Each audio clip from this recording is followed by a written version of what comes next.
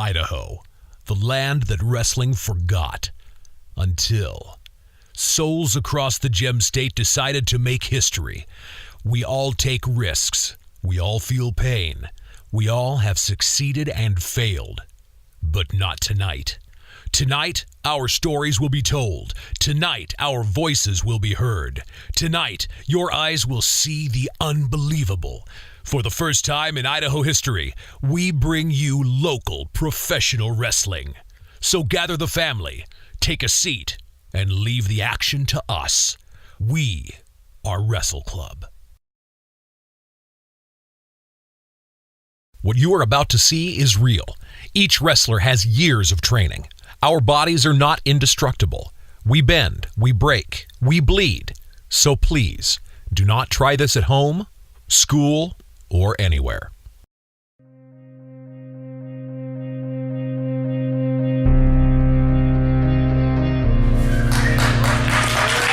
right, let's get started. Our first match is scheduled for one fall. One fall? Whoa. Champion coming through, folks. All the champion coming through.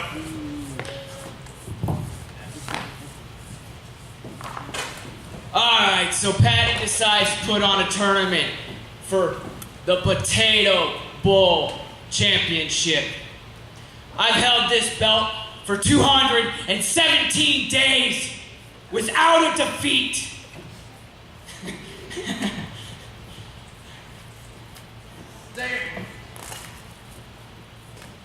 The Wrestle Club roster thinks they can take it. They can try. Because they're about to walk into my darkness, my hell.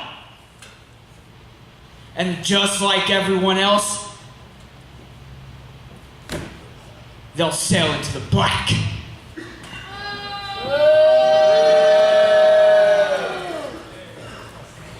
All right, as I was saying, our first match is scheduled for one fall. One fall!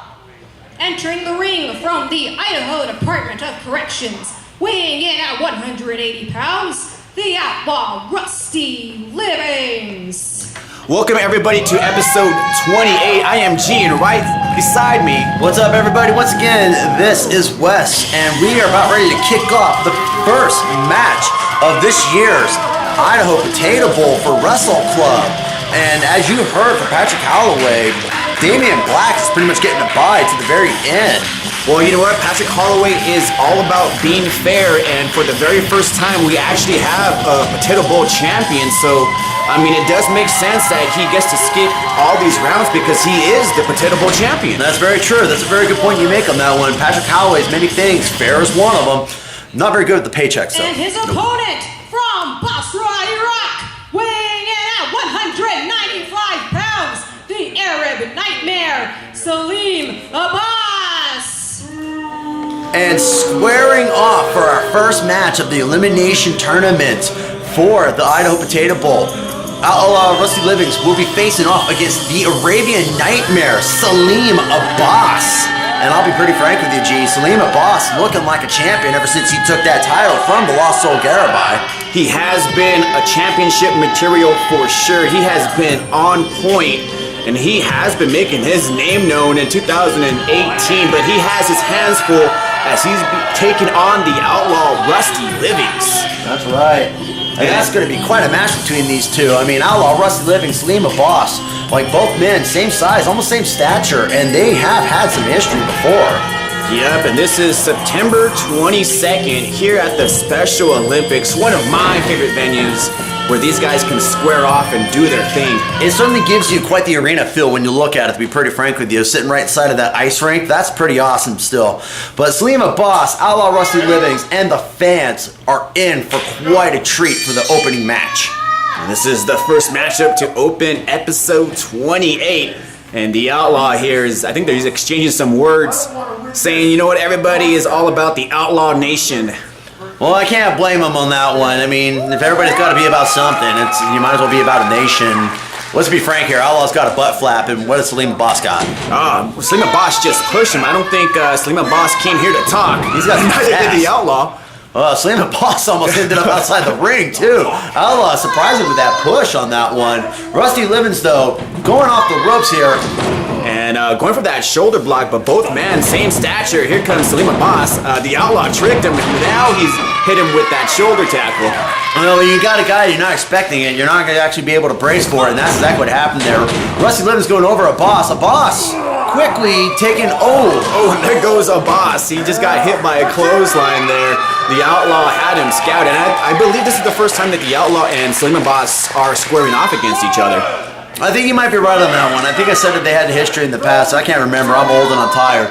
In any case, though, Saleem Abbas on the outside right now, and he's getting a count, and that's not a good way to start the first event. You don't want the first event to end in a count out. Not at all. And then the Outlaw sends Saleem Abbas to the outside. I'm surprised he actually did not let him get inside the ring there. Well, I mean, like I've always told you there, G, Outlaw Rusty Livings is the man who deserves to be behind bars. The guy fights dirty. Whether he's for the people or against the people, he fights dirty. Well, I would say he is for the people for sure, as we see him here asking the people to appreciate the Outlaw Rusty Livings, and he's offering Saleem Abbas to come back in the ring. I don't know if he's so much offering to come back in the ring or if he's just taunting. He just spit on Saleem Abbas. Alright, that was... and then Saleem Abbas just pulled out the legs of the Outlaw, and the Outlaw is tasting the corner post, probably not the way that he wants to. I'd be pretty frank with you. You spit in my eye, I won't hesitate to rack you up against a post like that. Like, come on, that's not nice. Well, I mean, that's not nice either. That's gonna hurt you in the morning and probably the next week. Well, don't spit in the man's eye, and you won't get your junk racked like that. The boss stomping on Outlaw too. Ow! He's just stomping on all his joints there. Yeah, he is on that one. Not letting Outlaw Rusty Livings out of the corner. I'm surprised the referee actually didn't pull him out either, to be honest with you. Well, that's a rookie referee. I think his name is Lenny. Yeah, I think so too on that one. That's a whip to the other corner. Saleem Abbas sizing up Outlaw. Here comes Abbas. Going for that splash. Nobody home there. I think the only thing that was home was a pink bar to the jaw. And here comes the Outlaw from that corner. Nobody home on that one. Outlaw up and over there. He's on the apron. Oh, on the apron, all right. And then got a flog into the noggin before he ended up eating the ground. Wow. The Outlaw is on the outside here. I think he was going for a springboard, but Saleem Abbas just cut him off with that right hand, and there's another right hand by Abbas. Two men flogging each other across the skulls with nothing but the fists. That's pretty much what professional wrestling's always been about. And these two men are going at it as the 10 count is on its way. Rusty Livings sizing him up. Oh, nobody home there. Rusty Livings just clobbered that corner steel post, and I'm surprised his hand's not broken. It might be broken. Yeah, you know what, G? Knock, knock. Who was there? Pink bar. Does pink bar hurt? That pink bar does hurt. And Rusty Livings finding out for sure that pink bar indeed does hurt. Ow. I don't think he wants to knock twice, and then Abbas has him like strangled in that corner there. I mean, he really does on that one. I've never seen this before. He's forced Outlaw Rusty Livings to get tied up in that corner. Oh. And then you see a knee to the back of the Outlaw as his body was pressed against that corner post, and he's just stomping on his hands. Did Outlaw ask Saleem Abbas once it hurts, don't it? Because he looks like he got one. Yeah, that right hand of the Outlaw, I think his whole body's just dissecting here. I think so as well. It's like Outlaw managed to somehow pull her back up and get a shot back into the boss, only to get greeted once again by another right hook to the jaw. Yeah, both men are on the apron. That's very dangerous. You don't want to be there. That's the hardest part of the ring. That's the last place you want to be. Yeah, I mean, hardest part of the ring is that before or after you get your face ran into the pink bar. Outlaw Rusty Livings getting ripped over, but quickly back up on his feet there. He's got some life back into him, and he feeds Saleem a quick forearm to the jaw, followed by another one. Forearm to the forehead for sure. The Outlaw sizing him up, hits him again. Saleem Abbas is he's off his feet here. He's giving him another flog into the noggin. This time it's from Outlaw to Saleem. A little bit of payback for earlier. What does Outlaw have in store here? Hits that top rope. Some nice agility by the Outlaw. And I think from when I saw their Outlaw just jumped right into a couple knuckles across the nose. Saleem Abbas with that fist. And There's another fist to the forehead there. Ugh, and that's where Saleem Abbas is dangerous. He's very unorthodox in terms of his wrestling style. He doesn't just go in there doing just like a couple of slams. He goes in there and do some unorthodox strikes. He'll break your face apart. He doesn't care, man. Yeah, he'll break every bone in your body if he has to. He is very tactical for sure, and he has been in the military in Iraq. And that's right. And then, of course, we've seen him in the past squaring off against men like Mr. Hickman and, of course, Lost Soul Garibai. Like, this guy is nothing short of impressive, and that's something that Saleem Abbas continues to do, is be impressive. And they're exchanging blows with Outlaw getting the upper hand. Outlaw hitting that ropes, hits that knee there, and that's going to send Abbas dazed and confused. And that's where Outlaw is impressive, though. Outlaw is a master of combo strikes and knowing how to take advantage of the situation with a good old-fashioned body slam to Saleem Abbas. Here comes the Outlaw. He's calling for it. Could it be the 3 leg drops? I think it is that 3 leg drops. Nobody home there was going for that knee to the face. You know, I think it's the second time we've called that out, and he's dropped the knee instead of a leg drop. Well, I think if he would have hit the leg drop, he probably would have hit it. I think so, too. And wait.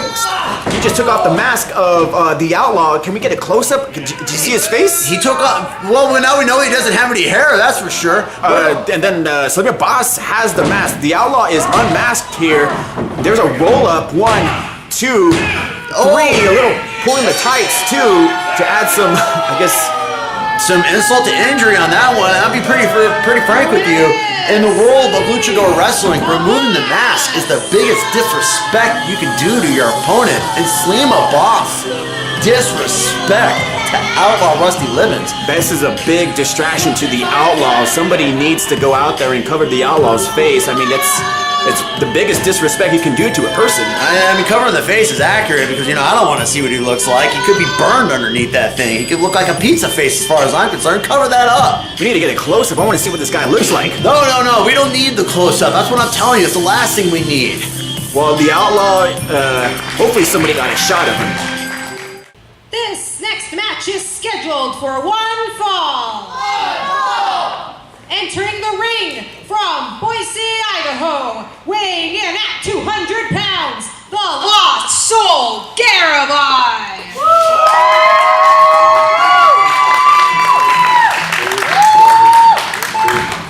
And ladies and gentlemen, to kick off the second match of the Potato Bowl Championship, here comes your former Wrestling Club Heavyweight Champion, the Lost Soul Garibai. And loyal boy, gee, what a surprise that would be if he managed to snag the gold today. Well, everybody has the opportunity here in the Potato Bowl tournament. This is the very first round, and as you just said, like, the heavyweight championship is, I don't know who has it right now. Well, at this point in time, it's still up in the air. Patrick Holloway obviously not focusing on that. And to be pretty frank with you, he has a right not to at this point in time. He needs to worry more about the Potato Bowl Championship and the fact that his boys, one of his boys, can bring home the gold from Project Mayhem. Well, a lot of Wrestle Club guys have the opportunity, and I hope that Potato Bowl Championship goes back to Wrestle Club because Wrestle Club needs it. Yeah, it definitely is something at that point in time, because right now, with Project Mayhem capturing 3 of the 4 titles, obviously the tag titles count as 1, but it's still 3 belts out of 4. Let's see if the Lost Soul can pull it off and bring the Potato Bowl Championship back to home. And his opponent from Tijuana, Mexico, weighing in at 200 pounds, Oscuro Punketo.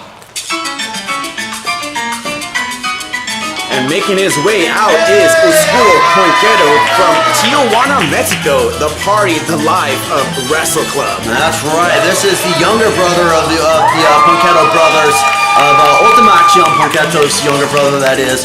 Oscuro Punketo has been quite a surprise since he's shown back up in Wrestle Club. Obviously, he himself...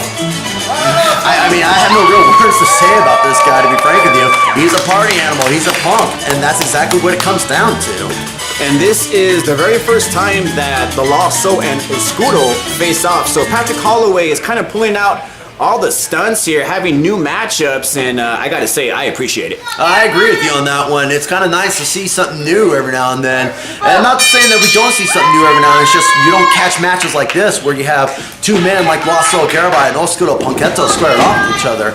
Oscuro Punketo, though, I'm not going to lie to you, he's squaring off against the current, well, I should say the former Wrestle Club heavyweight champion. That's still up in the air. Who's to say what's going to happen there? And Oscuro going for that knuckle tie-up, and I don't know if the Serpent's gonna fall for it. I think the Serpent is not having any of it because Oscuro is like just asking to play with him. And he did indeed. And there you see the Lost Soul doing a leg trip there, followed by front roll into a sleeper. Now it looks like a modified sleeper in a camel clutch style. Lost Soul not really sitting down in the back though. And Oscuro is trying to make his way out here. The Lost Soul with that arm wringer and a twist. Ouch. That was actually well done by Oscuro Garibai. But again, like we've said before, Oscuro Garibai is a master of technician holds. When you get right down to it, he's probably the most technical wrestler in the Wrestle Club, and he's showing it. And that's two lucha arm drags there. He still has that leg, and there's a leg sweep. That's a quick one count, and then Oscuro getting out and trying to sweep Lost Soul, and Lost Soul jumping over that. Also with the headlock takeover, Oscuro has that head scissors, and we got a reset here in round 2. And we have ourselves a match, ladies and gentlemen. Oscuro showing that he has, some chain as well. That's right. Maybe Oscuro has been doing some homework. I hope so. I hope so too. It's like I said before, it's like there's not much you can really say about the Punketo brothers. They are punks, they're party animals, but they're also a surprise. And here we have a tie-up here, and the Lost Soul is using that back door, and he has a hammerlock applied there. And he's got it cinched in pretty tight, reaching around and changing it into an abdominal stretch. I haven't seen an abdominal stretch in quite some time. Yeah, that's actually quite surprising to see something like that, especially from a hammerlock. And Oscuro, went for that hip toss. He was going for it, the Lost Soul quickly countering and then giving him a good old-fashioned fireman takeover. And that was not even a one count there. And the Lost Soul, using those European uppercuts, has Oscuro in the corner here. I'll be pretty frank with you though there, G. You have to think about it. What are the odds that Punketo can make it all the way to the end? Hey, everybody got an opportunity here. It's just a matter if you can capitalize on it. And a little splash in the corner there. Followed by a good old-fashioned kick to the gut. Nothing fancy about it. You kick him out of the gut, you get the point across, and then a good old traditional style snap suplex from the Lost Soul Garibai. And it looks like he has him wrenched, locked in, and he's going for, it looks like this is going to be a tequila sunrise right here. He's probably showing Oscuro Punketo what home probably feels like. Nothing but pain and bad memories. I know Oscuro likes tequila, but I don't think he's liking this tequila sunrise. Nah, I don't think so either. Oscuro Garibai, though, once again, he was a man. He's the reason why this man was our Wrestle Club champion, is that he was respectful and he released it as soon as he saw that Oscuro was on the ropes. Except the disrespect moving out the window with that shot to the jaw. Yeah, and there you see a reverse, and Oscuro with that bird hit there. Yeah. Right there, that's what we're talking about though. Punk rocker, punk whatever you wanna. He does the mosh pit when he hits that shot. And Oscuro has to take advantage here. You can't give the Lost Soul any type of opening, especially if you're a rookie here. Here comes Oscuro, has him in that corner. Nope, but nobody home except for a full Nelson. Followed by a skull crusher finale. And Oscuro is going for that mosh pit splash, but there was a counter by the Lost Soul, and that's only going to be a 2 count there. Yeah, that 2 count for sure. I'm surprised Oscuro got out of that. That was well scouted by Lost Soul Garibai, just pretty much giving him a good old-fashioned full Nelson drop to the forehead. As most people know, that's also known as a skull crusher. And there's some 3 pairs of European uppercuts. It looks like Oscuro might be caught up on that top rope. I think he is. He looks like he's a little hung up there. Kind of got his bell rung, taking a moment to breathe. Which might not be not a good idea for him. Now you see a back elbow straight to the back of the neck of Oscuro there. Not how you want to be hanging. And there's 2.5. And quick to know, there's a rookie referee there named Ivan. Yeah, when they said hang 10, they weren't talking about that, Oscuro Punketo. Yeah, not at all. So Punketo right now quickly caught up in that front headlock by Oscuro Garibai. Garibai feeding him another Euro to the jaw.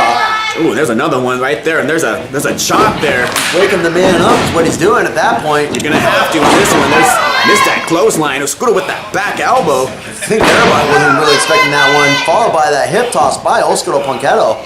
Oscuro is showing that he's taking advantage here.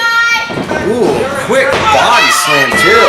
I gotta say, that's actually kind of a surprise to see the man get an upper hand on our former Wrestle Club heavyweight champion. Oscuro is, he needs to take advantage of this, take advantage of the situation here, but I think he might be gassed. No, I think so too on that one. It's kind of what it's looking like. Lost Garibai just running ropes, running the ring, running whatever. I don't know if you want to exchange blows with him either. Especially the forearm blows, but Oscuro got that last one hit that he needed. He might be going for that mosh pit splash again. I think so. Nobody home there as a counter. And counter indeed to a flatline by the Lost Soul Garibai. And this one is all over. That's all she wrote. There's a 3 count as the Lost Soul advances. Somebody better tell Oscuro Punketo his keys are in his left pocket. He needs to figure out a way to get himself home while he's drunk off that shot there. He might be drunk off that tequila sunrise. Hard to say on that one. That was actually, I will say this though, G. Oscuro Punketo, fair chance, and he did actually catch Lost Soul Garibai off guard there. That's hard to do. Lost Soul Garibai is a masterful technician. And there you see a mutual respect there as the Lost Soul shook the man's hand. And at the end of the day, they're both friends, but it's all about being competitive too here at Wrestle Club. That's right.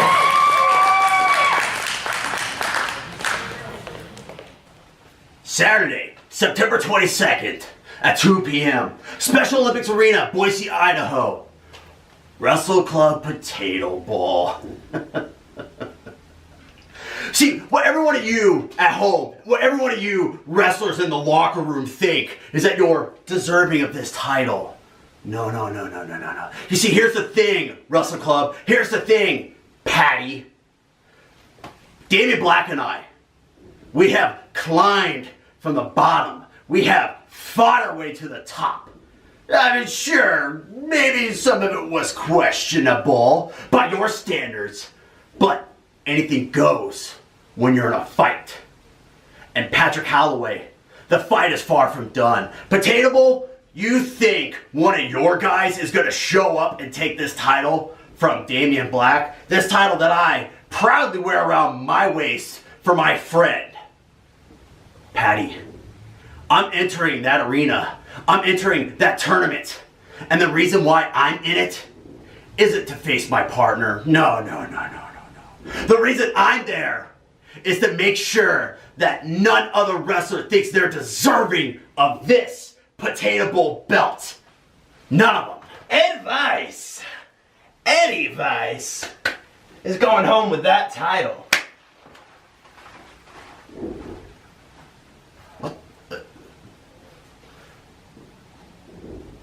What?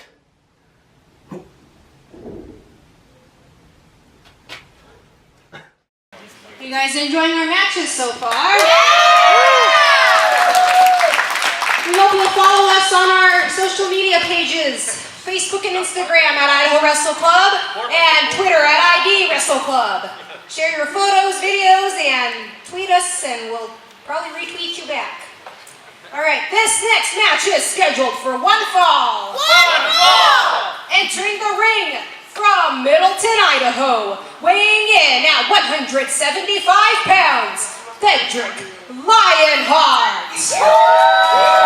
And as you just heard, the third match of the Wrestle Club Potato Bowl Championship. Going to be squaring off with Theodoric Lionheart coming to the ring. No stranger to tournaments, no stranger to endurance, and no stranger to the man he's going to be squaring off against. Yep, this is round 1, and I'm going to say this right now. My pick is Theodoric Lionheart, and he's making his way here at Special Olympics. And I hope he pulls off all the stunts so we can get that belt. Yeah, every option that we can to take out Project Mayhem is an option that we want.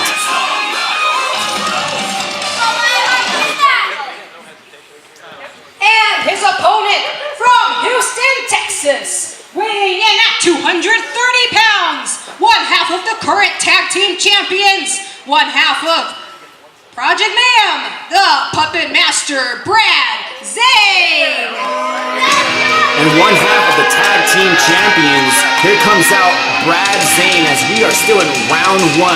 And what will happen if Brad Zane goes to the finals and he has to fight his partner, Damian Black?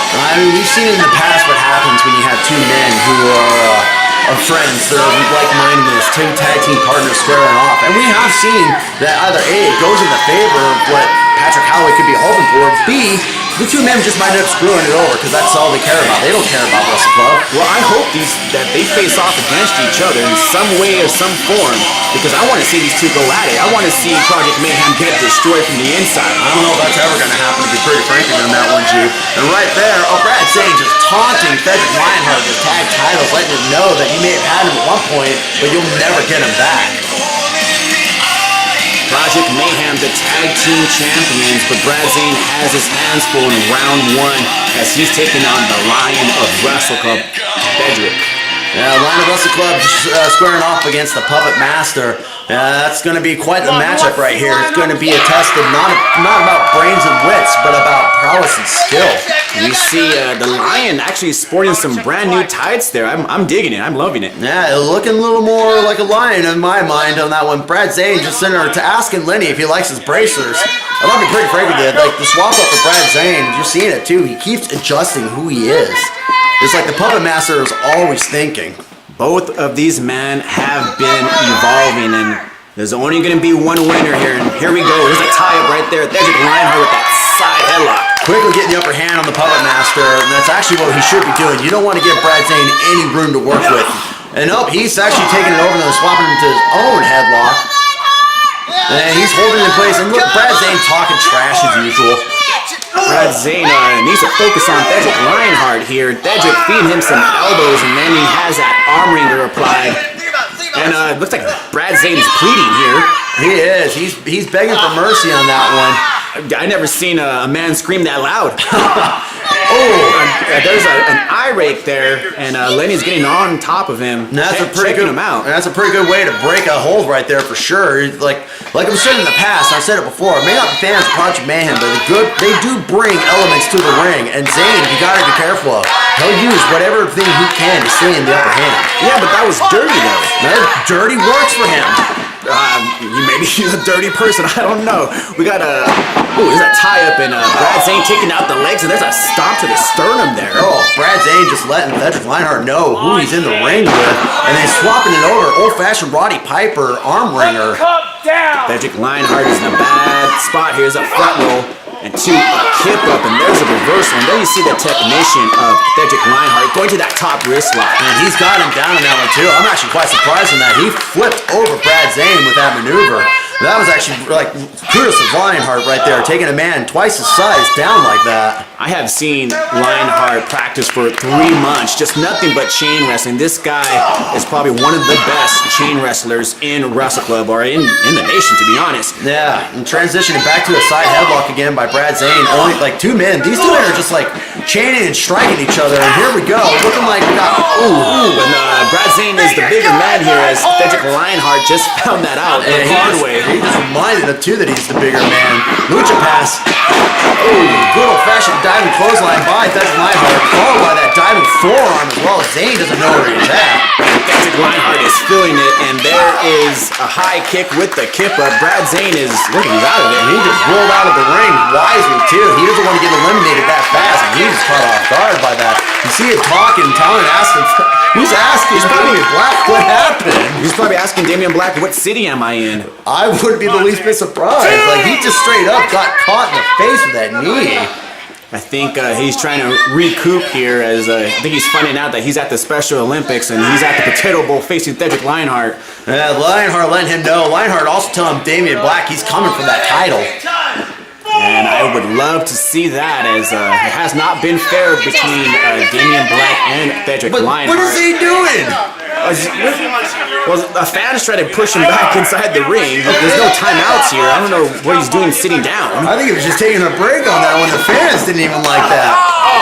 And Theodoric Lionheart got caught on that one. Yeah, Brad Zane just baiting it back in, obviously taking time, frustrating the Lion is what he did there. Yeah, using the top rope and using the neck on Theodoric, and there's a body slam there. That's right there. That was all strength from Brad Zane too. Theodoric Lionheart's half his size. The kid only weighs probably 170, 180. Where Zane weighs 230. And we might be seeing a long dart here. Long dart to the top turnbuckle. Oh my gosh. All of that too, and Zane falling up.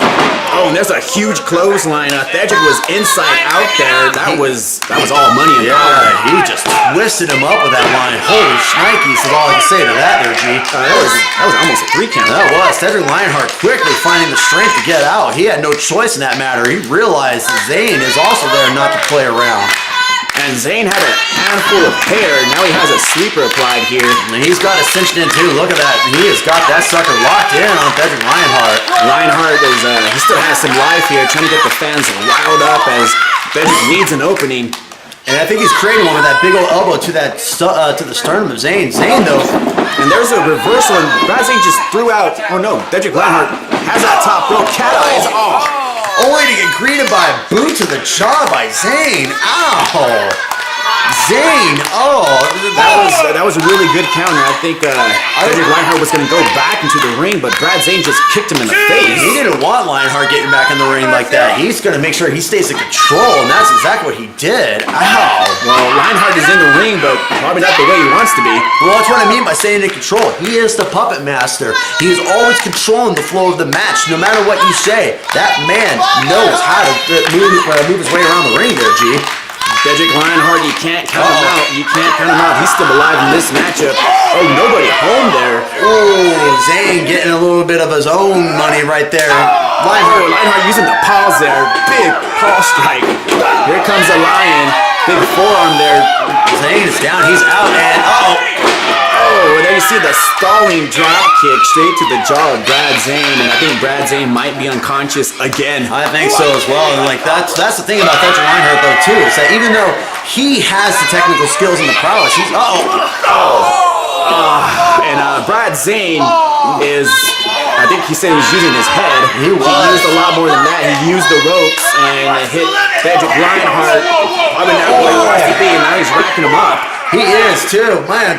Like I said before, the puppet master using everything he can to take advantage of this. He doesn't want Lionheart getting into that final event. Oh my gosh, and there is a super, what is that, super throw? I don't know what that was. That was from the top rope for sure. That was not a fall landing. I mean a fair landing, my bad. Yeah, no, that was all forms of ugly. That's what we can say about that. I don't know what you would call that, but I would call that getting the point across as he threw the puppet across the ring.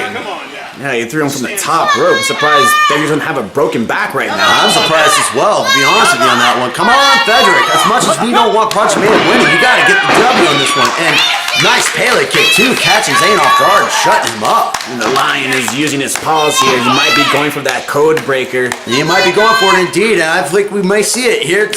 He's sizing him up. And I think he just awoken the Lion here. And there's a ripcord neck breaker. Nicely done. Oh, yeah, Zane is nowhere knows. He doesn't know where he's at this point in time. There's Lionheart going for that pin. 1, 2, kick out. Almost as Theodoric Lionheart. Very smart pin. Hooking the leg and also closing in his gaps there. Yeah. But he did not pull off the 3. I think he's calling for it. We're going to see a swanton. Is he going to get him this time? He's going for that top rope for sure. He's got Zane down. Zane doesn't know how to respond at this point in time. He's looking out of it. Fans are loving it, and so am I. Here comes Theodoric Lionheart from the heavens, and he nails it. He got all of it. Zane was in the drop zone. Theodoric Lionheart got him, but I think Theodoric Lionheart may have got more of himself at that too. Theodoric Lionheart putting his own body on the line, and almost indeed. Holy shnikes. But that's the thing about Brad Zane, though. It looks like a bracelet. He lost a bracelet there. Brad Zane is surprisingly still able to keep in. And I will say this much. The man may not look like much of a competitor, but he has got it where it counts, and that's the ability to stay in. I think Theodoric is all done with the games here. It looks like he's going for the springboard. Oh my gosh, and there's a cutter, springboard cutter, a counter there. That's it. That's got to be it. Brad Zane called for it. He said it too. That's it. 1, 2, 3. And there's 3 count. Brad Zane is your winner. Springboard cutter out of nowhere, to be honest. Yeah, I don't know what to say to that. Brad Zane staying on top of it, telling Theodoric Lionheart he just cut the strings off that puppet. Oh. And that has to hurt. I mean, a normal cutter hurts But a springboard cutter, Yeah, that's gonna put you out. That's lights out. That's a TKO. That's for sure a TKO. Brad Zane stealing away the victory, then moving forward in the tournament. And that, my friends, is going to be the end of the third match. Holy shnikes, that was out of left field for sure, G.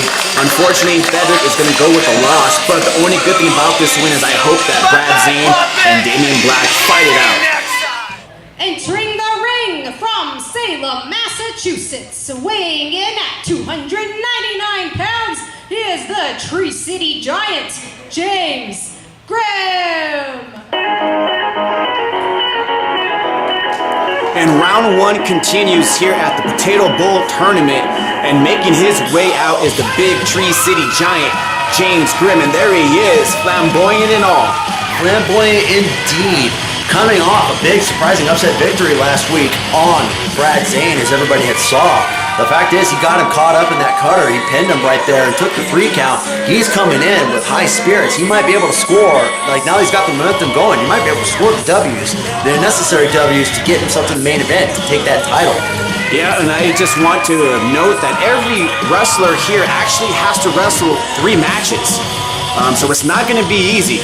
You're going to have to win one match, win another, and then go to the finals and win that match in order to be the Potato Bowl champion. And that's where the difference comes down to right there alone. It's what you're talking about, G. You have to think about that. You guys are like watching this. These wrestlers are going to go 3 matches. Every victor has got to go all the way.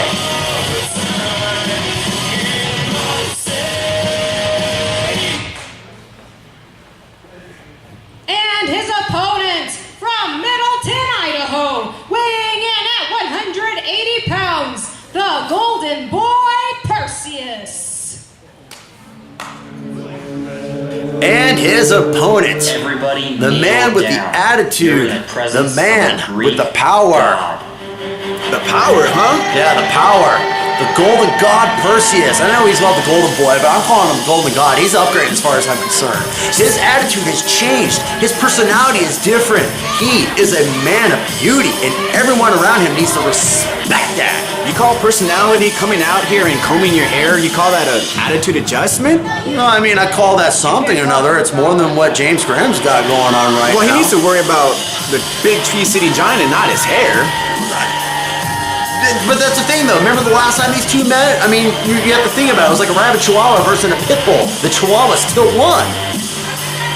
Well, this is the second time around, and I'm probably going to pull for James Grimm on this one, but I don't know if he has a cardio to make it to 3 matches. Nah, you know, we've been surprised in the past, and James Grimm has been doing a lot of working out. You're seeing it too. He's shaping up quite nicely. But in terms of like shape and beauty, though, I mean, look at Perseus.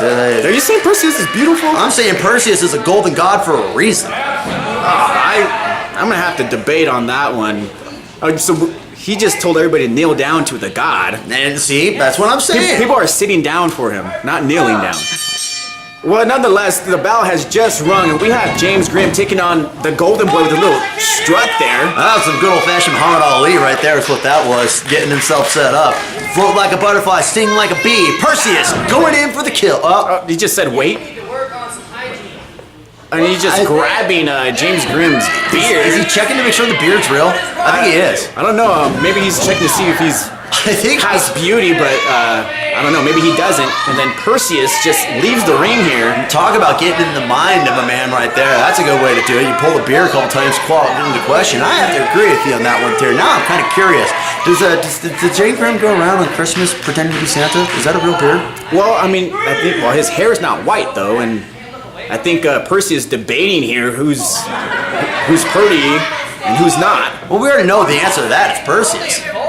Okay, how about another question? So Perseus says he's 500 pounds. James Grimm is 299. Who weighs more? That would be Perseus. Obviously, he's 500 pounds, solid gold, baby, and he's showing him right now. God, he's just kicking him and just wailing on him. And he's not stopping. There's a knee to the gut. Yeah, see, that's what I'm talking about right there. You know, like you talk about the attitude, you talk about the power. He's 500 pounds, solid gold, baby. And I think James Grimm is finding that out, and he's James Grimm has him in the bear hug here. And did he just pull his beard? I don't know if he pulled his beard. Maybe he was just checking to make sure it was real. Maybe he was checking to see if he really was Santa Claus. James Grimm right now got him in the tree hugger though. And And he has him in the dead center of the ring here. He's holding him up, too. There's some elbows by the Golden Boys. He's trying to break loose here. He is trying to break loose on that one. And then he says, look over there. He just gave James Grimm a low blow. The referee got caught on that one. The rookie referee got distracted by the Golden Boy. I don't know. I mean, you call that a low blow. I call that a 500. I call that a 500-pound money shot. That's what I call that one. That's what it looked like. He got all money on that one. And there's a high knee there, straight to the corner. And the Golden Boy taking advantage of the distraction that he caused. James Grimm right now feeling it, getting himself beat up pretty harsh.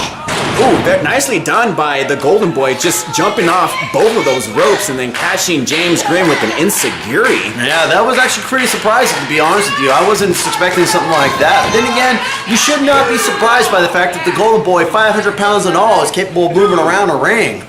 Well, I would admit he is the most agile athlete in Wrestle Club. This guy just pulls off all the stunts and he makes it look easy. He really does. That's something right there. I mean, nothing short of impressive. Like, I may make the jokes about him being a rabid chihuahua, but you know what? The fact is that rabid chihuahua has a mean bite.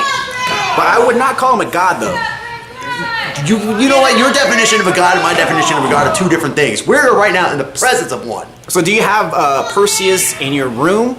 Like him framed and, kneeling down to your god? Well, next to King Marcus Anderson, yes, I do. Speaking of kneeling down, James Grimm is on one knee here as Perseus has been attacking those legs, cutting down the Tree City Giant. Well, like I've always said in the past, though, it doesn't matter how big you are. If you take a man, I think it matters how big you are, as James Grimm just caught Perseus, and there is not the landing that he wanted. Front slam in the middle of the ring here. That's 500 pounds of disrespect right there that he just threw down. That's not nice. Not nice at all, James Grimm. But as I was saying, though, the size advantage doesn't mean much if you can kick a man's knees out from underneath them there, Chief.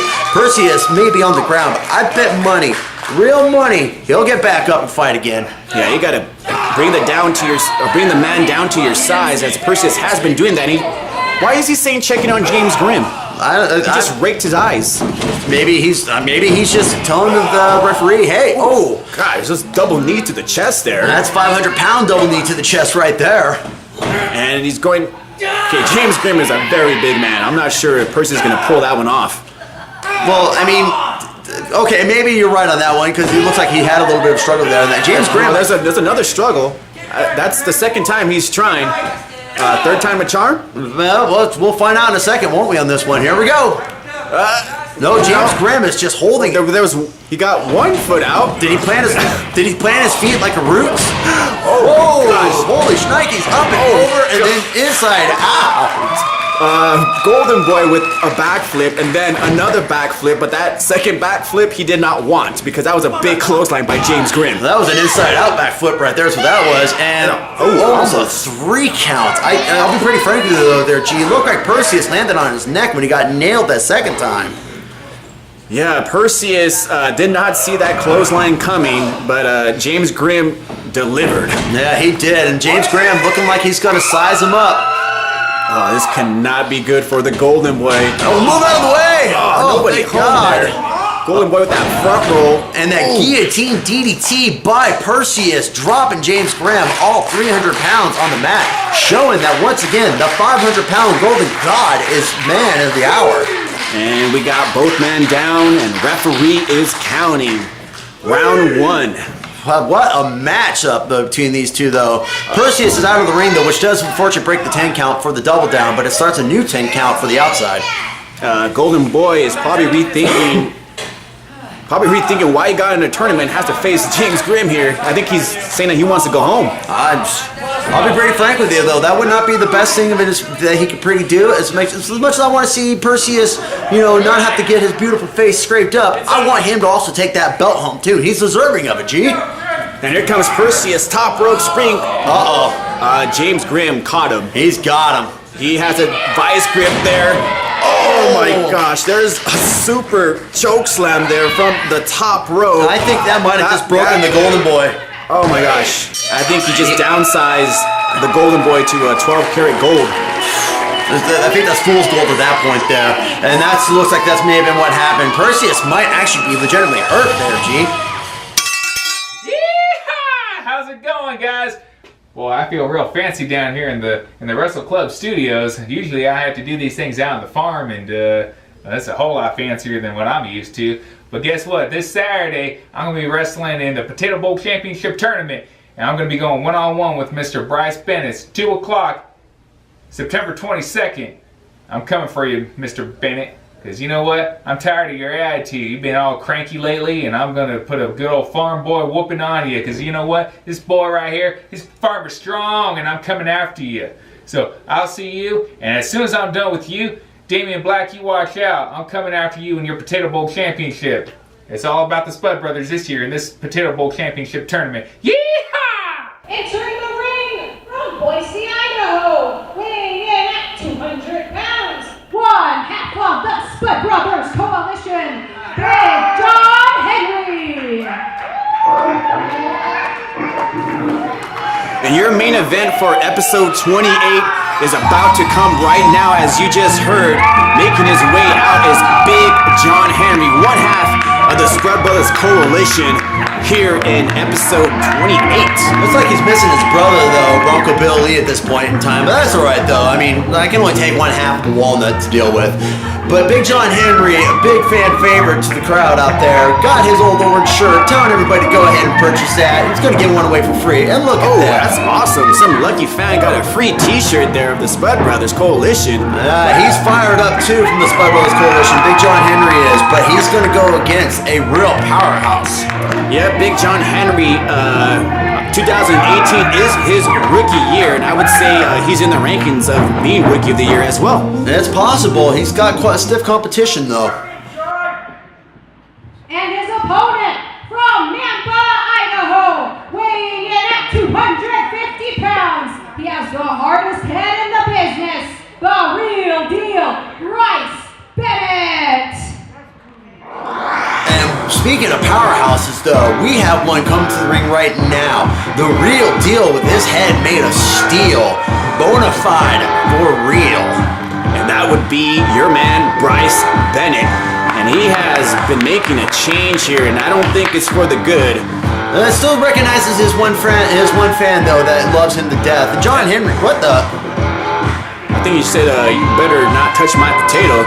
I don't know if that was a potato or if that was his cowbell, but either way, I mean, remember the last time Bryce Bennett actually used his head and crushed that potato the last time these guys were in the ring? That's true, and that's what I'm talking about, though. The real deal with the head made of steel, Bryce Bennett. And he just told the fans, you don't deserve this. He really did. I mean, I don't know what's been going on in the minds of Bryce Bennett. He's always been one of my favorites in terms of the Wrestle Club. The man's got quite a few years beneath his belt in terms of professional wrestling, but lately it seems like he's done playing games, G. It looks like he's more serious about getting the job done. I would say he's all business. All business Bryce Bennett should be his name now, because that's what he's been. He's been all business as of late. That's very true. He has been all business as of late. And, I mean, what else can you truthfully say about that? Right now, getting up in the face of Big John Henry. And there you see the size of Bryce Bennett compared to Big John Henry, but I would say the powerhouse goes to Bryce Bennett, and they're just disrespecting Big John Henry here. You know, these two were kind of friends to begin with, but I think ever since the gaming convention that they have just been in a downward spiral, and we're seeing that as they're exchanging blows with each other. And Big John Henry getting the best of Bryce Bennett, hitting him. Power trying to go for a clothesline. That's what I'm talking about. Powerhouse Bryce Bennett. He's not to be trifled with anymore. He's so much more serious these days. Going for the shoulder block and nobody home. Bryce Bennett is like a brick house. You can't move this guy. Going for a line, he ducked it. John Henry giving him that big old forearm across the forehead, though. I think that's just going to make Bryce Bennett mad. Ooh, with an inverted atomic drop. Well, I guess whatever works, right? Nicely done by Big John Henry. And you might be going for the Big John spin here at the Special Olympics. Bryce Bennett just countering, just left the ring there. There you see the veteran Bryce Bennett. Yeah, he's not falling for it this time around, that's for sure. Bryce Bennett having nothing to do with that one. And I don't blame him. Like, that's a good way to lose your lunch on a daily basis. Yeah, I don't want to see that at the Special Olympics. I don't want to see that on the canvas either. Yeah, neither do I. That's not going to be something I want. John Henry coming around. I think he shouldn't be really chatting, though, because he's just kind of giving away what's going on. And there he goes off that rope, hitting him with the clothesline there. Big John Henry. Looks like He's aiming for the top here. He wants to advance to round 2. Well, can you blame him though? When you know the goal's on the line and you have a fair shot at it, you got to do everything you can to win. And right now, he's doing what he can to get the upper hand on Bryce Bennett. Wisely done by Big John Henry to throw him in, but Bryce Bennett just caught him with that headbutt there. Bryce Bennett just shrugging it off, getting it up, and just showing John Henry how it's done by giving him a good old-fashioned flogging on the noggin with his own dome. Yep, Big John Henry, his head is probably ringing, and Bryce Bennett is gonna keep his head ringing like Dr. Dre here. He is just feeding some shots to the jaw there. And then you see him talking trash to the referee, saying, "You want me to let go? Here, I let go." And he just hit him with the headbutt. We know, like we've seen him before though too. Those headbutts are none too friendly. He has broken bricks with those. He has busted a potato full of that, and he's also just flipped John Henry over with a big old-fashioned hip toss. Ooh, and there's a back elbow there. There you see the power of Bryce Bennett. John Henry not even sure he wants to be in this anymore. Oh, and there's a stall there. And a nice little bit of a 360 spin and slamming John Henry down like that. Man, I'll tell you what, that's something about Bryce Bennett though. Like, he may not be tall, but what he doesn't have in height, he makes up for in pure ferocious attitude. And there's another headbutt there, and Bryce Bennett, I would say 2018, he has also made a change as far as his physique goes. He's been hitting the gym. Yeah, he's looking more and more like a miniature mad dwarf than a whatever you would call him beforehand.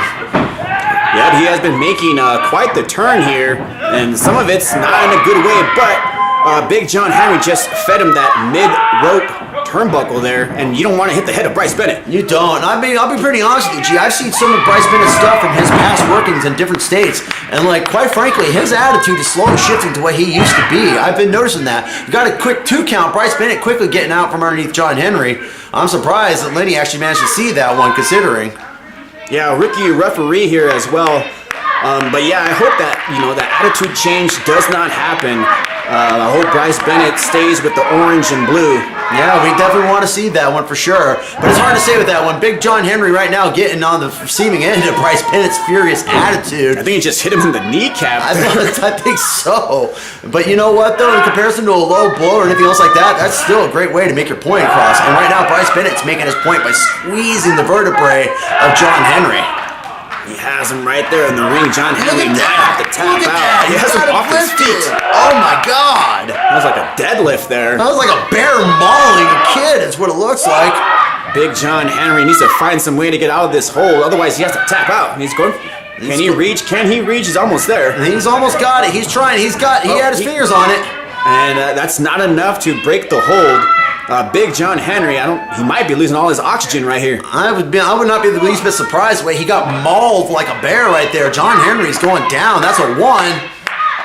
If this drops for the 3rd time, Big John Henry is going to be out of round 1. And you're hearing the crowd. They're trying to rally for John. They're trying to get him back in. Bryce Bennett, he knows he's got him. It could be a 3. And is it? No! He's back. Nope. Big John Henry finds the strength. Ooh! And that's going to hurt some eardrums for sure. He's clapping those eardrums with his forearm/biceps. Oh! And that's going to break the hold. Pretty sure Bryce Bennett is hearing things right now. Yeah, those eardrums are popping. Yeah, he's got to be feeling his dome ringing. And Bryce Bennett charging. And that might have been enough to stall and daze him like it just was. Big John Henry taking advantage of the situation. Belly to back suplex. Whew. I'll be pretty frank with you, though. That's something right there. John Henry, he may not look like much of a farmer. Well, I take that back. He looks like an excellent farmer because he looked like he just picked up a big old haystack and dropped it.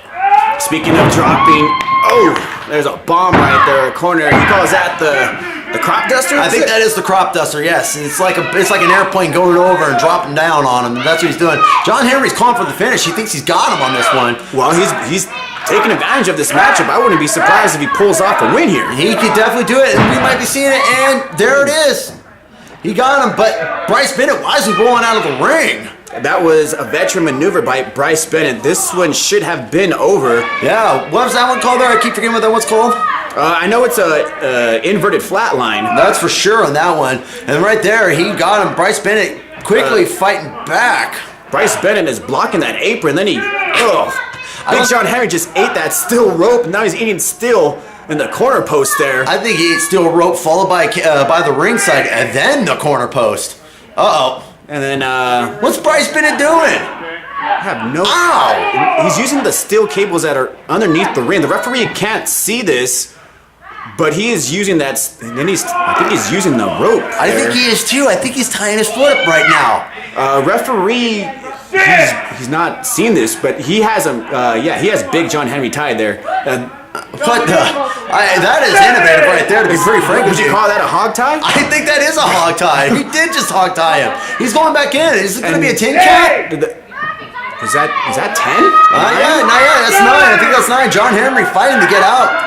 Yeah, John Henry he's tied down. He is very much tied down, and that is it, ladies and gentlemen. I believe that is a 10 That's count. 10 count, and wow, that's the recap of round 1 here at Special Olympics. John Henry got free finally, but Bryce Bennett got to seal the deal with that, scoring his first victory, moving on to the second round. The hog got tied. IMG, I'm out. That's right. This is Wes. We love you, folks. Have a good night. Mwah.